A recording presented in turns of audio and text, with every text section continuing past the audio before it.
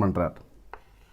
So ether medium. So light இந்த ஒரு மீடியத்தில் தான் ஈத்தர் மீடியத்தை பேஸ் பண்ணி தான் ட்ராவல் ஆகி வருது அப்படின்னு சொல்கிறார். அப்புறம் ஃபர்தராக என்ன ஆகுதுன்னா இந்த கான்செப்ட் பார்த்திங்கன்னா 16th செஞ்சுரியோட கடைசியில். ஸோ இந்த தியரி ஈத்தர் ஒரு மீடியமே கிடையாதுன்னு லேட்டராக நம்ம ப்ரூவ் பண்ணோம், ரைட்டுங்களா? ஸோ எய்கினோட கான்செப்ட் பார்த்திங்கன்னா லைட் எப்படி ட்ராவல் ஆகுது, நம்மளோட வேவ் ஆப்டிக்ஸோட டாபிக் பார்த்திங்கன்னா ஐகனோட கான்செப்ட் பேஸ் பண்ணி தான் இருக்க போகுது, ஓகேவா? ஸோ ஈத்தர் ஒரு மீடியம் இருக்குது, அந்த மீடியத்தை பேஸ் பண்ணி தான் லைட்டு ட்ராவல் ஆகுதுன்னு சொல்லிட்டு ஐகனோட கான்செப்ட் இருந்துச்சு. அடுத்தது 18th செஞ்சுரி.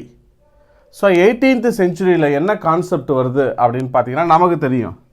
ஸோ மேக்ஸ்வெல் அப்படின்னு ஒரு சயின்டிஸ்ட் வந்தார்.